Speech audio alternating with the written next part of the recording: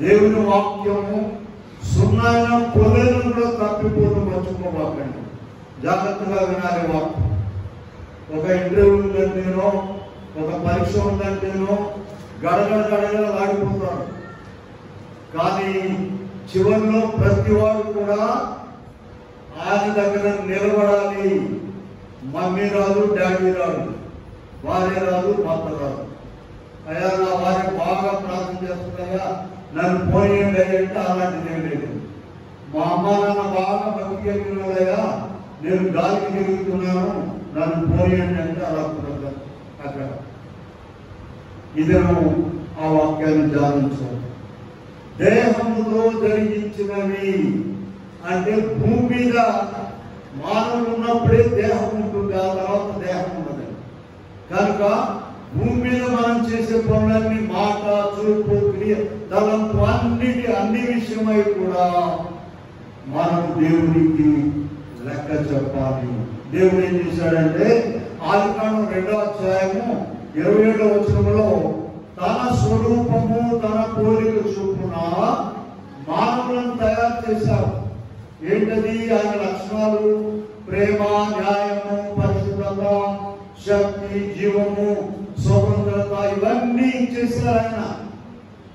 ఈ ఇచ్చిన స్వాతంత్ర్యాన్ని ఆయన తీసుకోడు. మనకు నువ్వు ఎటైనా వెళ్ళు, ఎక్కడికైనా వెళ్ళి ఏదైనా చెయ్యి, నీకు స్వాతంత్ర్యం ఇచ్చారు. అయితే చివరిలో తీర్పు ఉన్నదనే విషయం మాత్రం మర్చిపోవద్దు. మంచి మార్గంలో నీవు నడవాలని, పరలోక రాజ్యంలో చేరాలని, నరకంలోకి వెళ్ళకూడదని దేవుడు ఆయన లక్ష్యాలని నీకు ఇచ్చాడు. కొంతమంది వాటిని పోగొట్టుకుంటున్నారు, మనం కళ్ళారా చూస్తున్నాం.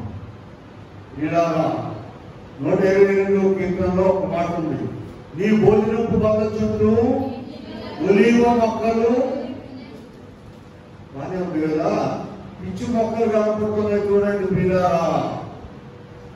పిచ్చి మొక్కలు అందరి మీద ఎదురు తిరగడమే, పరిస్థితి తప్పడము, సమాజానికి కుటుంబానికి పని కాకుండా. ఇక్కడ మనం చూసినట్లయితే ఆనాడు ఏదైనా వనంలో తినవద్దని చెప్పిన ఫలం ఉన్నది, తినవద్దని చెప్పిన చెట్టు ఉన్నది. ఈనాడు కూడా అప్పుడెప్పుడు ఉంది, ఇప్పుడు లేదనుకోవాలండి. ఈనాడు కూడా ప్రతి జీవితంలో, ప్రతి దినము, ప్రతి అడుగులో ఇవన్నీ వాక్యం ఉన్నాయి. నిషేధించబడిన ఫలం ఉన్నది. దాన్ని వద్దంటే అదేమో తినాలంటే నరకానికి. ప్రతి అడుగులో కూడా మనం చూడగలము. 2 కొరింథీ 5:10 ఇప్పుడే చదివాము. ఈ లోకంలో దేహం ఉండేది ఈ లోకంలోనే జరిగించిన వాటి విషయమై ప్రతి వాడును పొందినట్లు మనం అందరమును క్రీస్తు న్యాయపీఠం ఎదుట ప్రత్యక్షము కావు. రోమా పత్రికలోకి వెళ్దాం చూడండి. 14వ అధ్యాయము 12వ వచనం చూద్దాం. మనలో ప్రతి వాడును తను గురించి తీసారా, మనలో ప్రతి వాడును చివరి కింద తను గురించి దేవునికి లెక్క అప్పగించవలను. ఎవరన్నా 10,000 50,000 ఇస్తే లెక్క అడుగుతారు, ఏం చేసేవాడు అని. దేవుడు ఆయన దివ్య లక్షణాలు ఇచ్చి మనను ఒక ఉన్నతమైనటువంటి స్వరూపం ఇచ్చారు. సర్వ సృష్టిని మానవుల కొరకే. అవి ఎంత పెద్దవైనా సరే, సింహమైనా, ఏరుగైనా, హిమాలయ పర్వతాలైన అన్ని కూడా మానవుని కొరకే ఇచ్చాడు. దేవుడు రేపు లెక్క అడగబోతున్నాడు. అదే దినం పాఠం ప్రభు మనకి ఇచ్చేది. హెబ్రీ పత్రికలోకి వెళ్దాం చూడండి. 4వ అధ్యాయము 13వ వచనం చూద్దాము. మరియు ఆయన దృష్టికి కనబడని సృష్టమేదీ లేదు, మనం ఎవరికి లెక్క చెప్పవలసి ఉన్నదో ఆ దేవుని కన్నులకు సమస్తమును తేటగా కనబడుచున్నది. ప్రియులారా, మనమైతే ఇంట్లో వాళ్ళకు, తెలిసిన వాళ్ళకు, తెలియని వాళ్ళకు ఒకటికి ఇంకోటి చెప్పి చేయగలం. కానీ ఆ దేవుని కన్నులకు సమస్తము తేటగా కనబడుచున్నది. లోకంలో చూడండి మా ప్రియులారా, గుడ్డివారు ఉన్నారు, గుడ్డివారు ఉన్నారు, పేదవారు ఉన్నారు, దీర్ఘకాలిక వ్యాధిగ్రస్తులు ఉన్నారు, అంగవైకల్యం గలవారు ఉన్నారు, బానిసలు ఉన్నారు, నిజ దేవుని ఎరగినటువంటి వారు ఉన్నారు, ఇల్లు వాక్యం లేని వారు ఉన్నారు, చదువుకుని వారు ఉన్నారు, ఉద్యోగాలు రకరకాలు ఉన్నారు. దేవుడు ఇటువంటి ఇబ్బందులన్నీ లేకుండా నిన్ను ఒక మంచి స్థితిలో ఉంచారు. కళ్ళు కనబడకుండా బ్రెయిన్ చదువుతూ వాళ్ళ జీవితాన్ని మనకు వెలుగులేదు. మనకు హాయిగా ఇచ్చాడు దేవుడికి లేక చెప్పాలి. ఆయన ఇచ్చాడా మనం తెచ్చుకున్నామా? మనమే పుట్టుకొస్తా తెచ్చుకోవాలా? తెచ్చుకుంటే ఏమన్నా మనం కూడా ఇంకా గొప్ప తెచ్చుకునేవాడు. చూడండి, యోహాను సువార్త 1:2-3 వచనాలు మనం చూసినట్లయితే, సమస్తము ఆయన మూలంగా కలిగేను, కలిగి ఉన్నది నీవు ఆయన లేకుండా కలుగలేదు. నీకున్న పాచిరైనా సరే, ఖరీదైన చిన్నదైనా సరే, ఏదైనా సరే సమస్తము దేవుడు ఇచ్చాడు. మర్చిపో.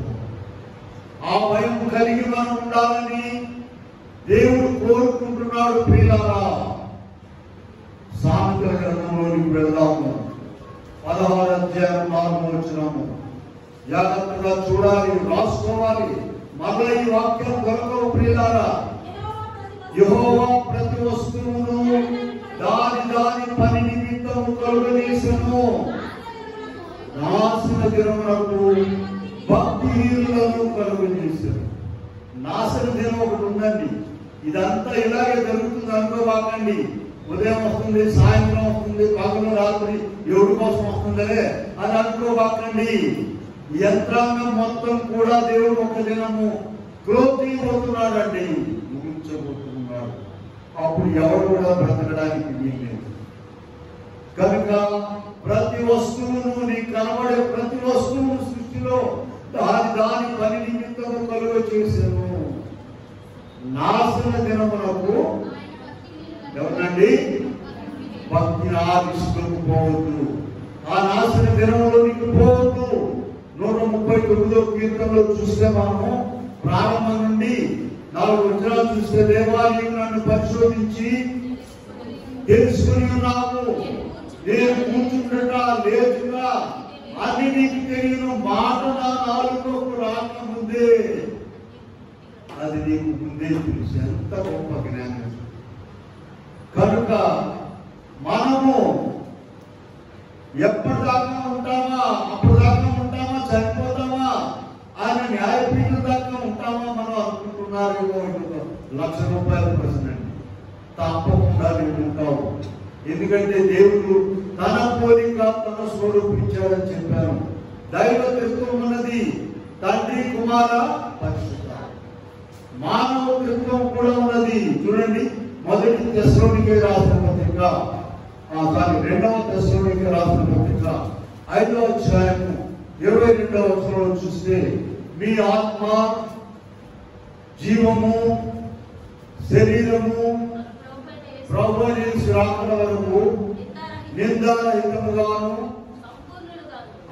చూడండి, ఆత్మ, జీవము, శరీరము కూడునే. ఆత్మ, జీవము, శరీరం. ఈ శరీరము కొంతకాలానికి నశించిపోద్ది, కుళ్ళిపోద్ది. తగలబెడుతున్నారు కొంతమంది, బాధపడుతున్నారు. ఆత్మని సామెతల గ్రంథంలోకి వెళ్దాం. చూడండి, 20వ అధ్యాయంలో 27వ వచనంలోకి వెళ్దాం. సామెతలు 20:27 చూడండి. నరుని ఆత్మ యెహోవా పెట్టిన దీపము, అది అంతరంగములన్నీ శోధించును. నరుని ఆత్మ లోపల ఉందండి. ఇంకో మనిషి ఉన్నాడు లోపల, మర్చిపోవాకండి. ఆ మనిషి అక్కడ తీర్పులో, ప్రభు న్యాయస్థానంలో నిలబడి ఉండేది ఆ అంతరంగంలో ఉన్న మనిషి. ఒక్కొక్కరు లోపల ఏం ఆలోచిస్తున్నారు మనకేం తెలుసు. కనుక ఆ ఆత్మకు మరణం లేదు. ప్రియులారా, మత్తయి సువార్తలోకి వెళ్ళండి, 10వ అధ్యాయంలో చూద్దాం. మనము 28వ వచనంలో చూసినట్లయితే, మరియు ఆత్మను చంపనేరక దేహమునే చంపువారికి భయపడుకుడి గాని ఆత్మను దేహమును నరకంలో పడవేయు వారికి మిక్కిలి భయపడుడి. ప్రియులారా, ఈ లోకంలో వ్యాధులు, బాధలు, అప్పులు, కష్టాలు, నష్టాలు, మనుషులు అందరూ కూడా దేహాన్ని మాత్రమే బాధిస్తారు. ఆత్మ ఎవరు కూడా ఏం చేయలేరు. ఆత్మకు మరణం లేదు ప్రియులారా. ఈ ఆత్మలన్నింటినీ కూడా ఆయన ఒక స్థలములో కాపుదల చేసి ఉంచుతున్నాడు. మన దేవునికి ఆత్మల కాపరి అని పేరుందని. ఆదాము మొదలుకొని ఇంత భూగోళాన్ని శూన్యంలో వేలాడదీసి ఇటువంటి సౌకర్యాలు మనకిచ్చిన దేవుడు ఈ ఆత్మలన్నింటినీ కూడా ఎక్కడో ఒక దగ్గర ఉంచాడు. ఎక్కడో అంతు లేదు ఆకాశానికి. కనుక ఇక్కడ మనం చూస్తే మరణంలో జరిగేది ఏంటంటే, ప్రసంగి 12లోకి పెడదాం, 12:7లోకి పెడదాం. మేము పుస్తకాలు రాసేవాళ్ళం కనుక ప్రతి విషయాన్ని కూడా రిఫరెన్స్ లో చూపించడం మాకు ఇష్టం అండి. ప్రసంగి 12:7 చూడండి. మన్నైనది వెనుకటి వలె మరలా భూమికి చేరును, ఆత్మ దానిని దయచేసిన మరలా. మన్నైనది వెనుకటి వలె ఏంటది? మన శరీరము. అబోయి అందమైన శరీరము చక్కగా ఇద్దుకొని వచ్చి ఉన్నటువంటి శరీరం ఏమైపోతుంది? మన అయిపోతుంది. ఆదికాండంలో కూడా చెప్పాడు దేవుడు, నీవు మన్నే కనుక తిరిగి మన్నైపోదు. ఆత్మ దానిని దయచేసిన దేవుడు ఎదుర్కొ. ఆత్మకు మరణం లేదు.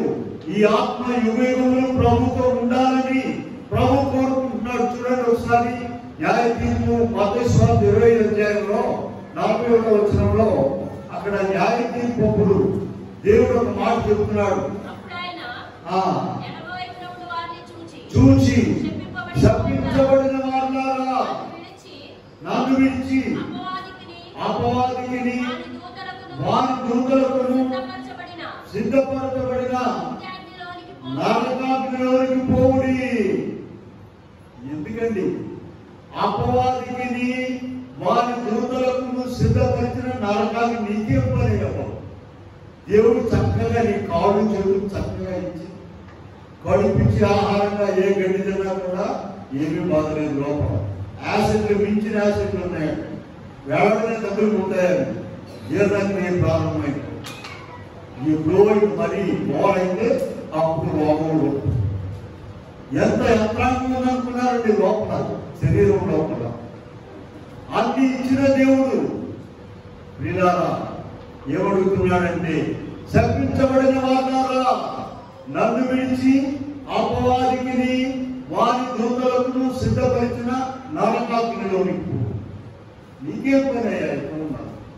నీకెందుకయ్యా నరకాగ్ని అని ప్రభు అడుగుతున్నాడు. ప్రియులారా ఇక్కడ మనం చూసినట్లయితే చివరికి నిత్య నరకాగ్ని, నిత్య జీవము, ఇది ఏర్పాట్లు ఎందుకు ఇచ్చాడండి?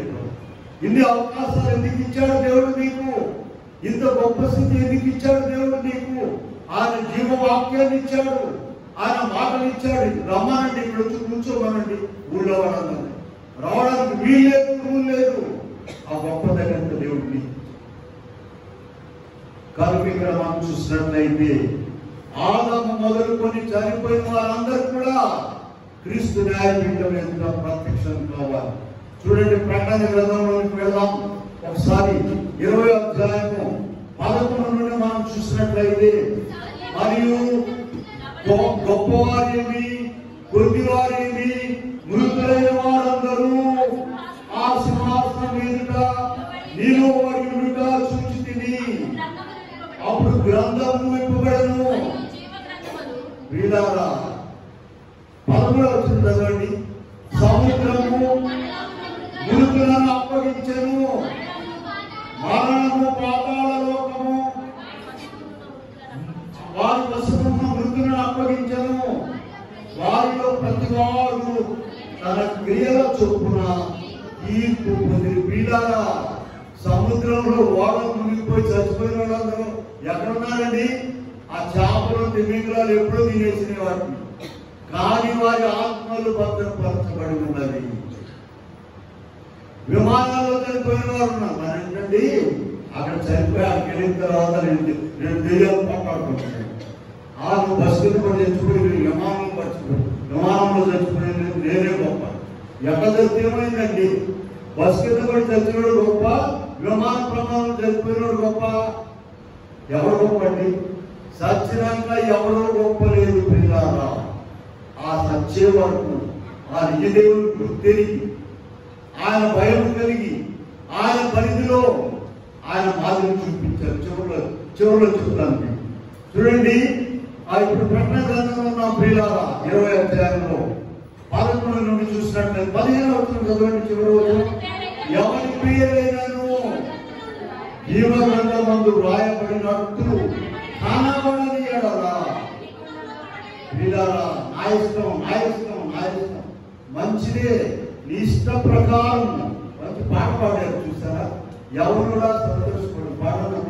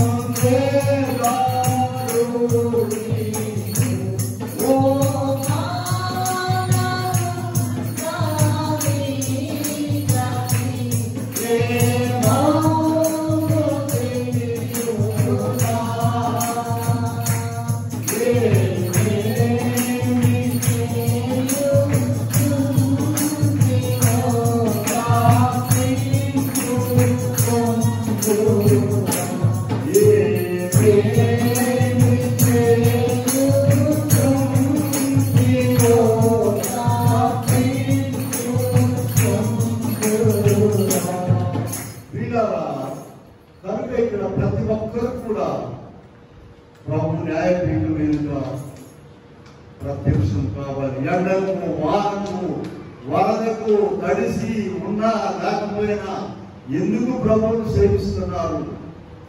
వ్యాధి వచ్చింది, రోగం వచ్చింది, అరణ్యంలో ఉన్నవారంటండి అడిగారట. నాస్తికులు యేసు ప్రభుని అడగవాడు కొంతమంది వెళ్ళి, ఎందుకురా బాబు మీరు యేసు ప్రభుని అనుకున్నారు?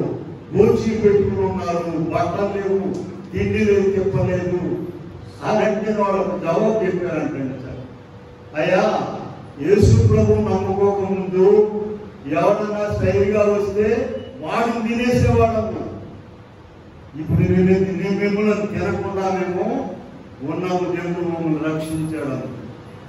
యేసు ప్రభువు నమ్ముకున్నారంటే ఏమొచ్చింది నువ్వేదమ్మా ఇంకా సినిమా యాక్టర్ కాకుండా ఏడే ఉన్నావేంది, హిందీ యాక్టరో తెలుగు యాక్టరో కాకుండా అని అనుకుంటారు నీ చుట్టూ ఉన్నవారు. ఇలా దేవుడు ఇచ్చేటువంటి గొప్ప స్థితి కంటికి కనబడేది కాదు.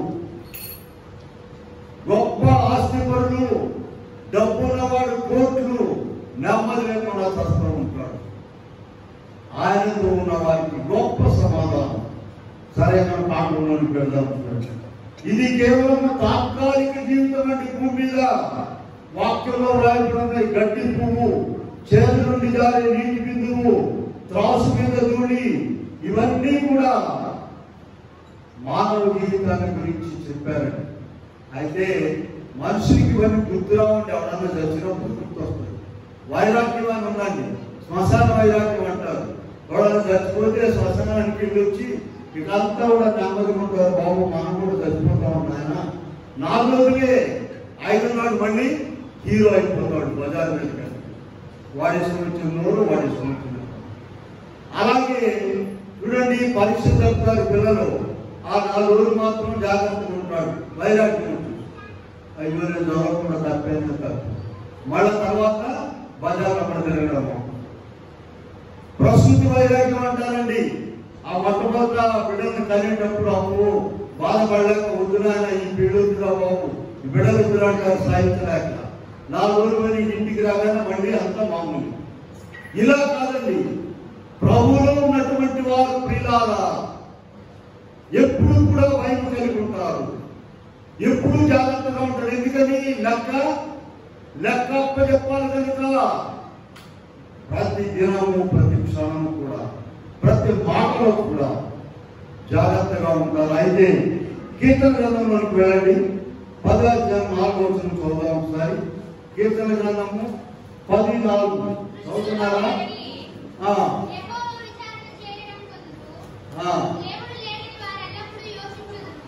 తీశారు మీ బైబిల్లో. దుష్టులు పొగరెక్కి ఏమిందంట, మనకి పొగరెక్కిందంట. నా మాటలు కదా, అందరూ మీ బైబిల్లో ఉన్నది చూడండి. కీర్తన 10:4 దుష్టులు పొగరెక్కి యెహోవా విచారణ చేయడందురు, దేవుడు లేడని వారు ఎల్లప్పుడూ కూడా యోచించు. యోగ గ్రంథంలో ఒకసారి చూద్దాం. 34:23 చూద్దాం. 34:23 ఒకడు న్యాయ విమర్శలోనికి రాకముందు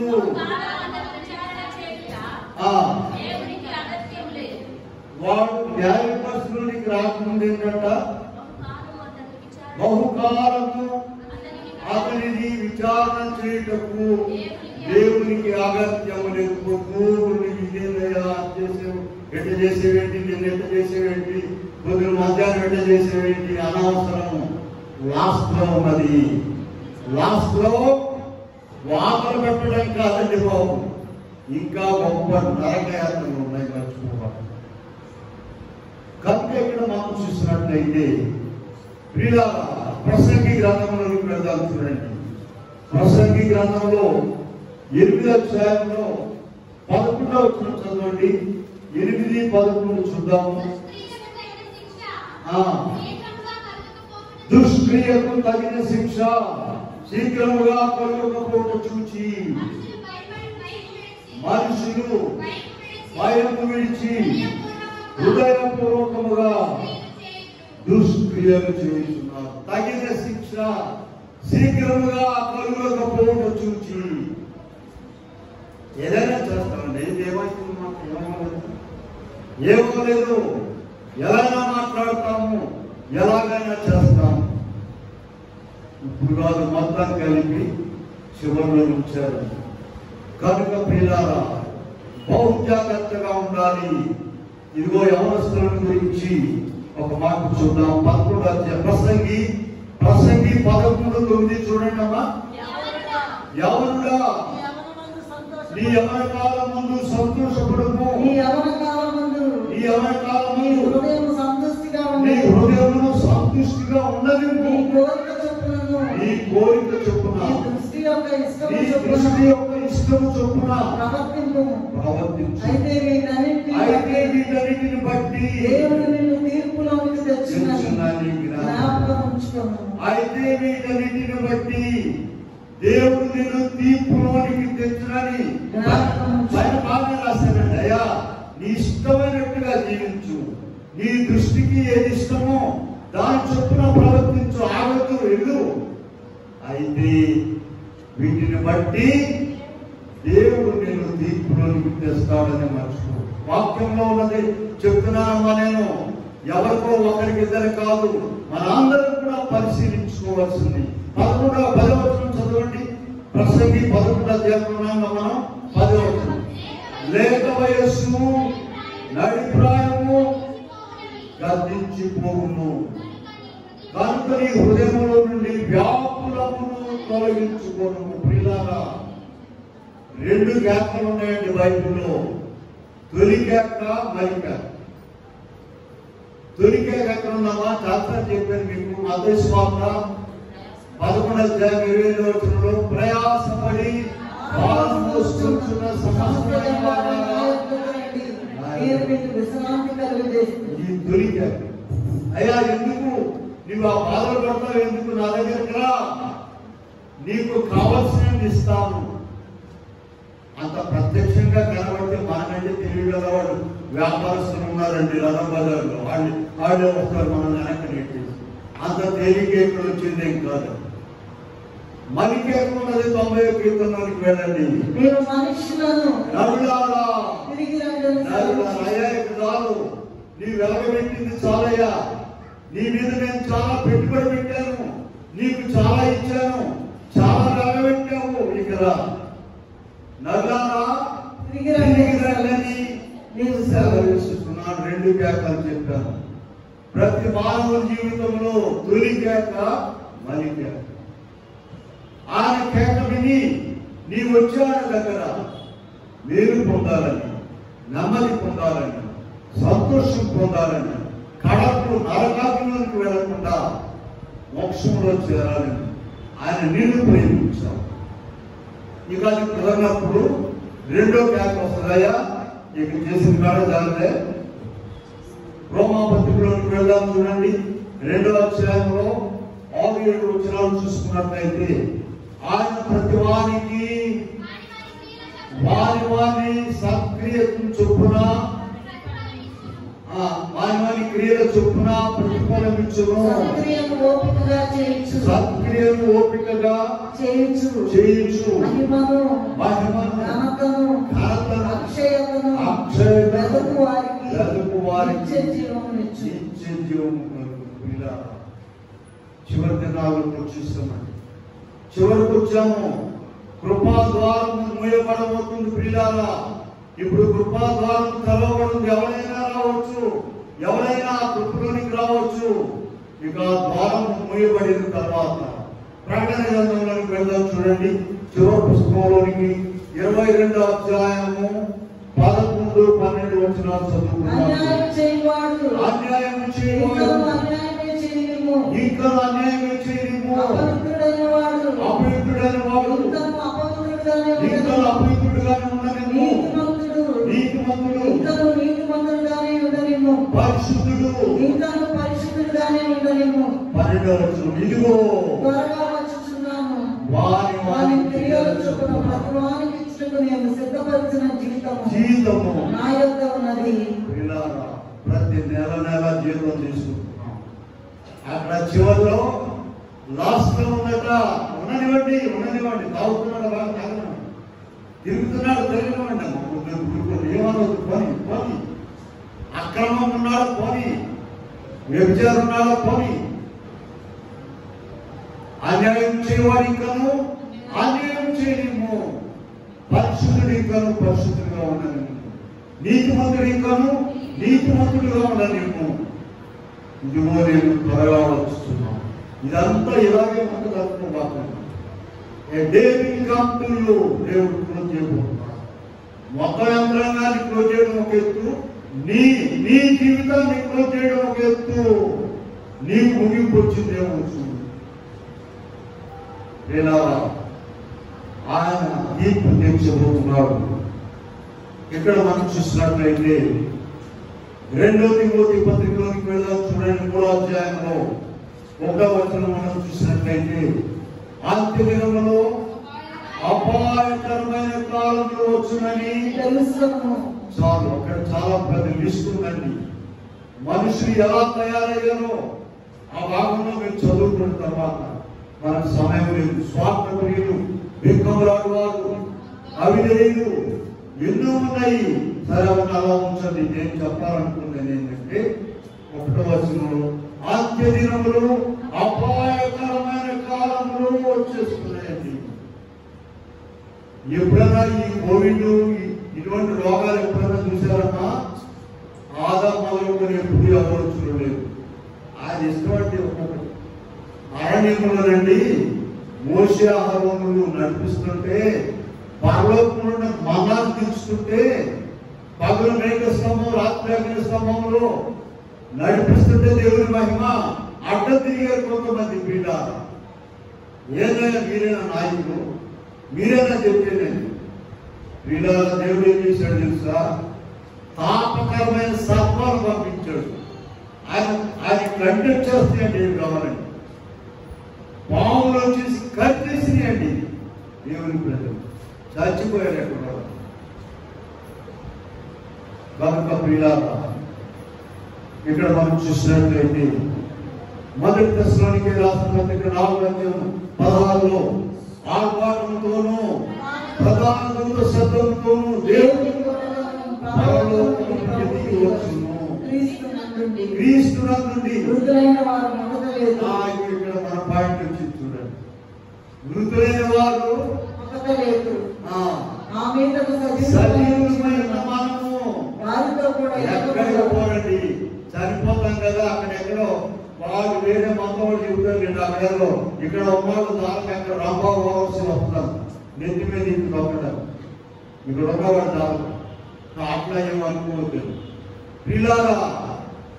అక్కడ యుగ యుగములు ఆ చివరం చూడండి, సదాకాలం ప్రభువుతో కూడా ఉండు. అయితే ఇక్కడ దేవుడిచ్చిన ఆరోగ్యం, ఆహారం, శరీరం పట్టుకొని మనుషులు ఎలా ఉన్నారంటే 75 కీర్తనలకు పెడదాం. 75 కీర్తన 4వ వచనం నుండి చదవండి. 75:4 అహంకారయుడకుడి, ఎద్దుగా కొమ్ము ఎత్తకుడి. పొగరు పట్టిన మాటలు. పొగరు పట్టి ఏం మాట్లాడమని పొగరు పట్టిన మాటలు బైబిల్లో ఉన్నది. ఆ మాట నీ బైబిల్లో ఉండలేదు చూడు, వాళ్ళని అబద్ధాలు చదువుతున్నారు. పొగరు పట్టిన మాటలు మాట్లాడుకుని నేను ఆశ్రయించుతున్నాను. తూర్పు నుండి అయినను, పడమటి నుండి అయినను, హెచ్చుకొలగదు. దేవుడే తీర్పు తీర్చువాడు. ఆయన ఒకరిని తగ్గించును, ఒకరిని హెచ్చించును. దేవుడు నిన్ను హెచ్చించాలనుకుంటే పాపంలో ఉన్న జనం మొత్తం కూడా నీ కాడు కొట్టుకుని కిందకి లాగినా కూడా వాడు అవలకలదు. దేవుడు హెచ్చించకుండా నీవు హెచ్చించుకోలేవు పిల్లారా. ఇప్పుడే వాక్యం గుర్తుపెట్టు. తూర్పు నుండి అయినాను, పడమట నుండి అయినాను హెచ్చుకొలగదు. దేవుడే తీర్పు తీర్చువాడు. ఒకరిని తగ్గించును. పిల్లారా, మనం ఆరాధనలో యెహెజ్కేలు గ్రంథంలో చదివాం చూడండి. 18వ అధ్యాయంలోకి వెళ్దాం. యెహెజ్కేలు 18లో 2 వచనం, 20వ వచనం, 22వ వచనం చూద్దాం. చూడండి, ఎవరు తండ్రులు ఆ తండ్రులు ద్రాక్ష పండ్లు తీస్తే తింటే పిల్లల పళ్ళు కురిసినాయి అనుకోబాకండి అయ్యా. ఎవరు పాపం చేస్తాడో వాడి మీద చేస్తాడు. తండ్రులు ద్రాక్షకాయలు తినగా పిల్లల పళ్ళు కురిసినాయి. నాన్న ద్రాక్షకాయలు ఈడు పళ్ళు కురుతాయా? అట్లా ఏం లేదు. ఇశ్రాయేలు ఎవరు పాపము చేయ 20వ వచనం చదవండి. పాపము చేయవాడే మరణమునందును. వీళ్ళారా, పాపము చేయవాడే. ఇదిగో ఆయన ఏం రాస్తున్నాడంటే, ఇంకా అక్కడ 22వ వచనం చదవనమ్మా. దుష్టులు మరణమునందుట చేత నాకేమాత్రము సంతోషము కలుగదు. వాడు మార్పు చెంది మరణం అవ్వకుండా పరలోక రాజ్యంలో వచ్చినందుకు నాకు ఇష్టమని ప్రభుత్వం. వీళ్ళ చివరిగా నేను విషయం చెప్పాలనుకున్నాను. యేసుక్రీస్తు ప్రభు సర్వలోక సృష్టికర్త. తన మాట ద్వారా అధికారంలో భూమి ఆకాశంలో కలిగేసిన దేవుడు. ఆయన మనల్ని ప్రేమించి మన పాపముల నుండి మనల్ని తప్పించాలని ఆయన ఈ లోకానికి వచ్చి కల్వరి శిలువలో మనందరికీ రక్తము కార్చి మనందరి పాపాలను క్షమించడమే కాకుండా మనకు మాదిరి జీవితం చూపించారండి. యేసయ్య మాదిరి జీవితాన్ని చూపించారు. అదే ఇప్పుడు నేను చెప్తాను చూడండి. 1 పేతురు పత్రిక 2వ అధ్యాయం 21వ వచనంలో చూస్తే అక్కడ క్రీస్తు కూడా మీ కొరకు బాధపడి మీరు తన అడుగుజాడలేదు నడుచుకున్నట్లు మీకు మాదిరి ఉంచిపోయాను. మాదిరి ఉంచాడు. ఆయన దేవుడిగా వచ్చాడు. ధర్మశాస్త్రాన్ని కొట్టివేస్తున్నాడని శాస్త్రుల పరిచయాలు అనుకున్నారండి. మత్తయి సువార్త 5:17 విన్నట్లయితే అక్కడ ప్రభు స్పష్టంగా చెప్పారు, ధర్మశాస్త్రమును నేను కొట్టివేయటం రాలేదు, దానిని నెరవేర్చడానికే వచ్చానని చెప్తున్నాను. మత్తయి సువార్త 5:17 ఏం చెప్పారు చూడండి. ధర్మశాస్త్రమైనను ప్రవక్తల వచనములైనను కొట్టివేయటకు వచ్చిందని మీరు తలంచవద్దు, నెరవేర్చుటకే గాని. ప్రియులారా, ఆయనే వచ్చి వాక్యాన్ని నెరవేర్చాడండి. చూడండి, మత్తయి సువార్త 22:36 నుండి 40 వరకు, మార్కు 12:30 నుండి, లూకా 10:27 నుండి. ఇక్కడ యేసు ప్రభువును ఒక ఆయన అడిగాడండి, అయ్యా ఆజ్ఞలు ముఖ్యమైనది అని అడిగాడు. అప్పుడు ప్రభు ఏం చెప్పారంటే 2 భాగాలు చేశారు ఆజ్ఞలు. ఏం చెప్పండి? మొదటిదేమో సరే మొదటి చూడండి, మత్తయి సువార్త 22:36 అక్కడ మీకు కనబడుతుంది. 36 ధర్మశాస్త్రంలో ముఖ్యమైన ఆజ్ఞ ఏదని అడిగాను. అందుకు ఆయన నీ పూర్ణ హృదయంతో, నీ పూర్ణ హృదయంతో, నీ పూర్ణ ఆత్మతో, నీ పూర్ణ మనస్సుతో, నీ పూర్ణ భక్తితో నీ దేవుడైన ప్రభువును ప్రేమింపవలనది మొదటి ఆజ్ఞ, ముఖ్యమైన ఆజ్ఞ. ముఖ్యమైనది మొదటిదైన ఆజ్ఞ. రెండవది నీ పొరుగువాని రెండవ ఆజ్ఞ. 10 ఆజ్ఞలను 2 భాగాలు చేశాడండి. మొదటి 3 చివరి 7. మొదటి 3 ఆజ్ఞలు మానవుడు దేవుని పట్ల ప్రవర్తించవలసినటువంటివి మొదటి 3 ఆజ్ఞలలో ఉన్నాయి. చివరి 7 ఆజ్ఞలు మానవుడు సాటి మానవుని పట్ల ప్రవర్తించవలసినటువంటి పద్ధతి చివరి 7లో ఉన్నది. చాలా మంది ఏమంటారంటే 10 ఆజ్ఞలు అంటే పాప చెత్తగా పచ్చడండి, నీ ఇంట్లో నా పూజ పట్టుకుని చెత్తగా పచ్చడే, ఇక్కడే లేదు బైబిల్. 10 ఆజ్ఞలు ఆనాడు ఈనాడు ఎప్పుడు కూడా మానవులకు నిత్య నూతనముగా పనికొచ్చేవాడు. మానవుని ప్రవర్తన ఎలా ఉండాలో 10 ఆజ్ఞలు చెప్తున్నాడు. మొదటి 3 ఆజ్ఞలు ఏంటమ్మా? మానవుడు దేవుని పట్ల ప్రవర్తించవలసినటువంటి విధానం. చివరి 7 ఆజ్ఞలు ఏం చెప్పండి? మానవుడు మానవుని పట్ల ఎలా ప్రవర్తించాలో చివరి 7లో. చూడండి, యేసు ప్రభువు అంత దేవుడు నరుడై వచ్చి లూకా సువార్తలో వెళ్ళండి 2వ అధ్యాయంలో 51 నుండి చూద్దాం. చూడండి, అక్కడ మరియమ్మ యోసేపు యేసయ్యకి తల్లిదండ్రులుగా ఉన్నారండి. డ్రామానుకున్నారు, ఇది యాక్షన్ చేస్తున్నారు. మరియమ్మ యేసయ్యకి తల్లిగా, మనం కూడా క్రిస్మస్ కాలం చేస్తున్నాగా, మరియమ్మ ఒక ఆమె, యోసేపు ఒక ఆమె, ఇద్దరు ఆడవాళ్ళని పెట్టుకున్నాను. మన మగవాళ్ళు పెట్టి బాగుంటుంది, మంచుడు కలిగిన మనుషులు. చూడండి, మరియమ్మేమో యేసయ్యకి తల్లిగా ఉంది, యోసేపు ఏమో చెప్పండి తండ్రిగా ఉన్నాడు. సరిపోయింది కదా? యేసయ్య 12 సంవత్సరాలప్పుడు నుండి యెరూషలేము వెళ్ళారు పండగ. అక్కడ తప్పిపోయాడు ఆయన. మళ్ళీ తిరిగి వస్తున్నారు. నడకే కదా ఆ రోజు లేవుగా. ఒక రోజంతా నడిచిన తర్వాత అయ్యో అబ్బాయి లేని అక్కడ ఆ చుట్టాల దగ్గర ఉన్నాడేమో, ఆ పెద్ద దగ్గర అన్నం తింటున్నాడేమో, బాబాయ్ దగ్గర బాగుంటున్నాడేమో అనుకుని ఊరుకున్నారు. తీరా చూస్తే ఎక్కడా లేడు. మళ్ళీ వీళ్ళిద్దరూ యెరూషలేము వెళ్ళారు. మీరు ఆ పాపం ఉందా? వీళ్ళు వెళ్ళిన తర్వాత దొరికాడు ఆయన. పెద్ద పెద్ద శాస్త్రులతో మాట్లాడుతున్నాడు ఆయన. అప్పుడు వాళ్ళు ఏమన్నారు? అయ్యా, ఎందుకు మమ్మల్ని ఇట్లా ఇబ్బంది పెట్టావు? నేను ఇదిగో నీ తండ్రి నేను దుఃఖపడచ్చు, నేను వెతుకుచున్నామని చెప్పారు. ఆయన మీరేళ మంది వెతుకుచుంటిరి, నేను నా తండ్రి పనుల మీద ఉండవాలని మీరు ఎరుగురా. 52వ వచనం చూడండి, అందరూ చూడండి. యేసు జ్ఞానమందును ఆయన తల్లి ఈ సంగతులన్నీ తన హృదయంలో భద్రపరచుకొని యేసు జ్ఞానమందును వయస్సునందును దేవుని దయందును మనుషుల దయందును అసలు ఆదికి మనుషుల దయ ఏంటండి? వాక్యాన్ని జాగ్రత్తగా దైవజనులు ఏం చెప్పారంటే, చంద్రశేఖర్ గారు అక్షరాలు లెక్క పెట్టినట్టు ఏదో జగన్ చదువుకునేట్టు అందులో యేసు ప్రభుకు మనుషుల దయ కావాలా? యేసు జ్ఞానమందును వయస్సునందును దేవుని దయందును మనుషుల దయందును వర్ధిల్లుచుండెను. అక్కడ ఇంకో మాట మేము చదవండి. అక్కడ నజరేతులో వారితో కూడా వెళ్ళి వారికి లోబడి ఉండెను. గ్రామాల్లో ఉన్న వీళ్ళిద్దరు లోబడాలా? మరియమ్మ యేసు ప్రభు తల్లి కాదండి. ఎందుకని ఆయనకి తల్లిగా ఉండడం అంటే మాట.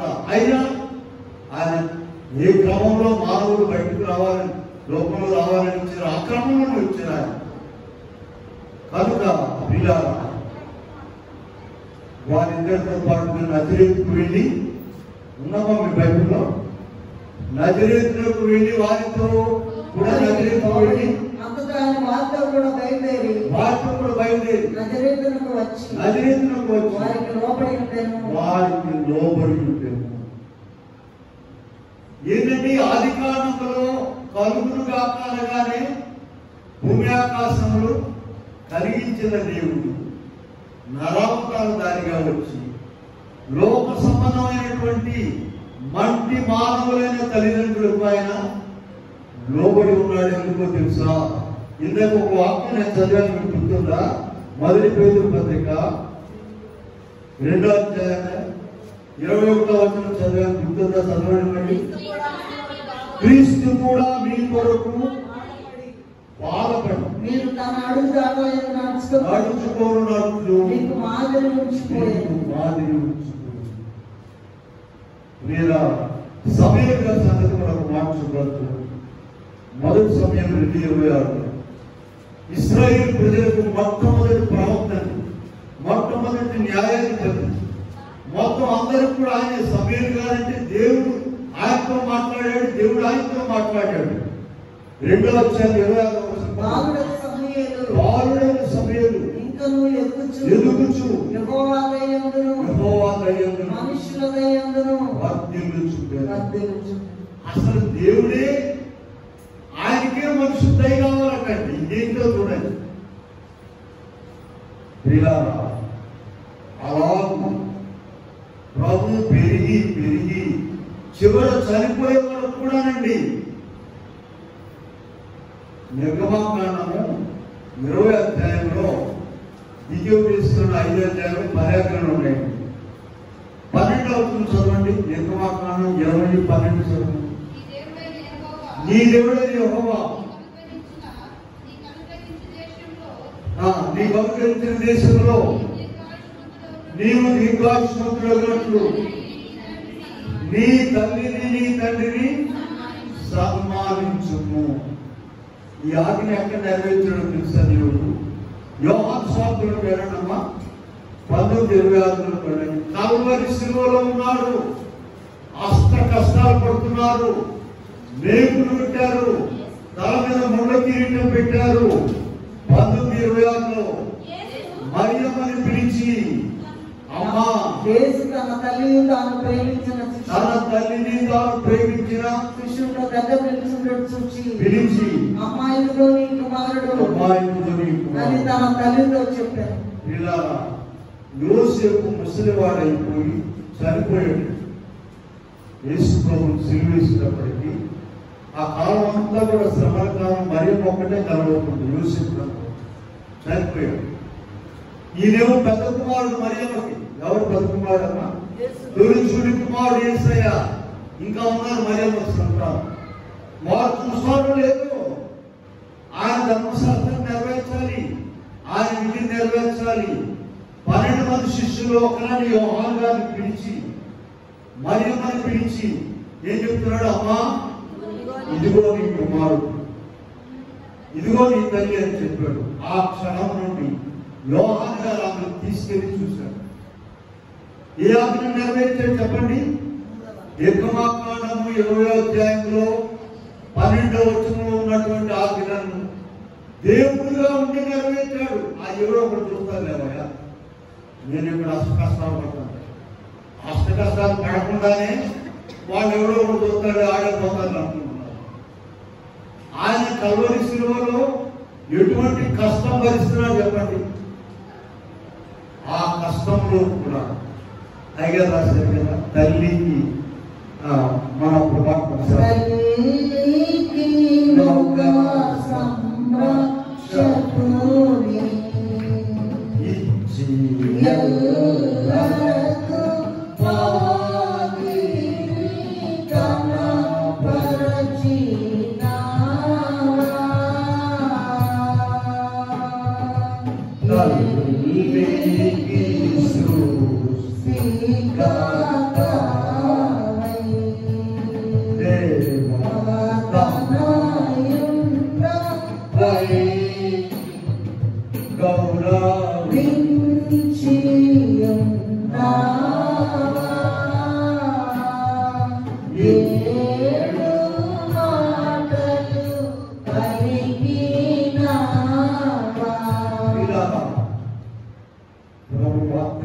ఆయా స్థలాల్లో మేము వాక్యం చెప్పడానికి వెళ్తాం.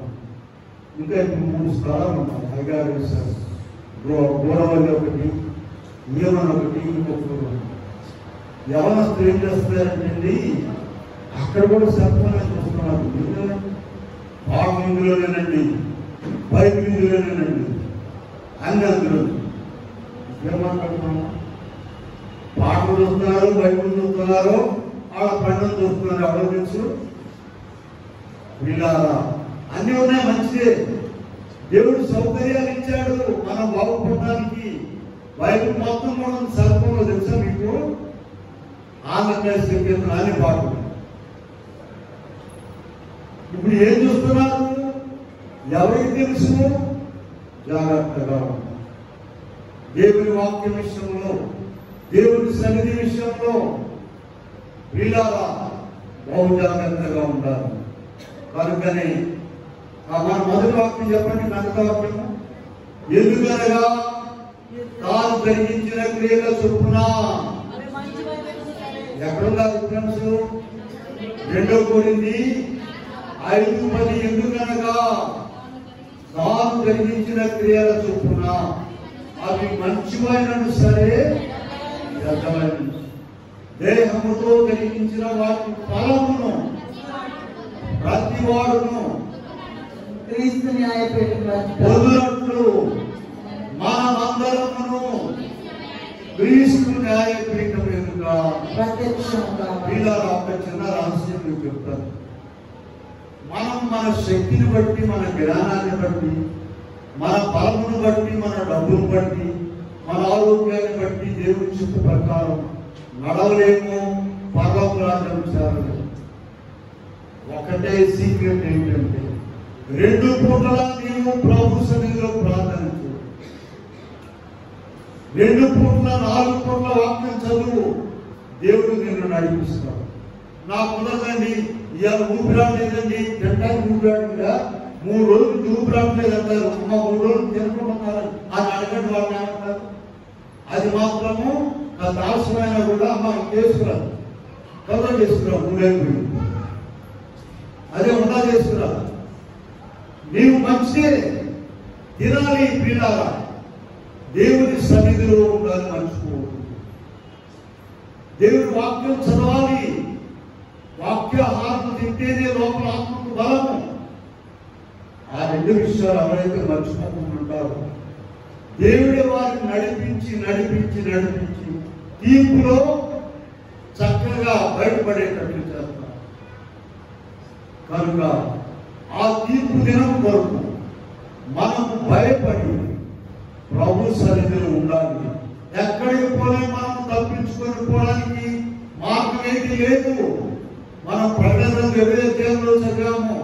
కొద్దివారివి గొప్పవారివి మృతులైన వారందరూ కూడా ఆయన న్యాయపీఠం ఎదుట ప్రత్యక్షమయ్యారు. గ్రంథాలు నింపబడినాయి. ఎవరి పేరైన 15వ వచనంలో జీవ గ్రంథమందు రాయబడినట్టు కనబడని ఎడల ఏం చేస్తారంటమ్మా? కనబడకపోతే దండలేస్తారా? కుర్చీ మీద కూర్చోబెడతారు. చూడండి ఏమంటారు? అగ్ని గుండములో పడవేయబడు. వీళ్ళారా ఆ తీర్పు దినంతో మా చేతిలో లేదండి. నువ్వు ఎన్నాడు దొరుకుతావండి? ఇంకా యవనస్తులు పోతున్నారు, పెద్దలు, పిల్లలు, గాయకులు, మహానాయకులు అందరూ కూడా దేవుని ఇష్టమండి, మన ఇష్టమే కాదు. పిల్ల అందుకని 75వ కీర్తన 4వ వచనం మర్చిపోకండి. పొగరు పట్టిన మాటలు మాట్లాడవద్దు. తూర్పు నుండి అయినను, పడమటి నుండి అయినను, అరణ్యం నుండి అయినను తెచ్చుకొనవద్దు. దేవుడే ఒకరిని హెచ్చించును.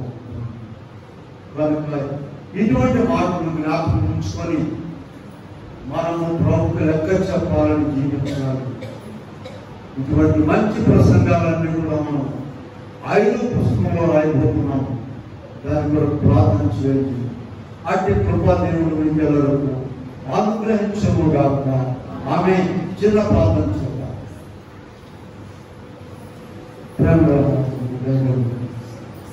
మనుషులు బాగుపడడానికి, ఈ లోకంలో అన్ని జయించి బహునమ్మది కలిగి ఉండడానికి, సంతోషం కలిగి ఉండడానికి, కడుపు పర్వత రాజ్యంలో చేరడానికి మధురమైన ఆహారం మీ గ్రంథం ద్వారా మాకు ఇచ్చినట్టు నీకే వందనాలు, స్తుతులు, స్తోత్రాలు చెల్లించు. ఇదిగో వాక్యమైన బిడ్డలందరికీ, ఇక్కడే కాకుండా యూట్యూబ్ లో వాక్యమైన బిడ్డలందరినీ కూడా దీవించుమని దీవెనంతా నీ స్నామమున నిన్ను వేడుకుని ప్రార్థించున్నాము తండ్రి. ఆమేన్. Hello friends, welcome to our channel. I am glad that you came across our channel. మా వీడియోస్ మీకు నచ్చుతున్నట్లయితే లైక్ చేయండి, కామెంట్ చేయండి, షేర్ చేయండి, సబ్స్క్రైబ్ చేసి బెల్ ఐకాన్ని ట్యాప్ చేయండి. Thanks for watching. మర్నాథ్.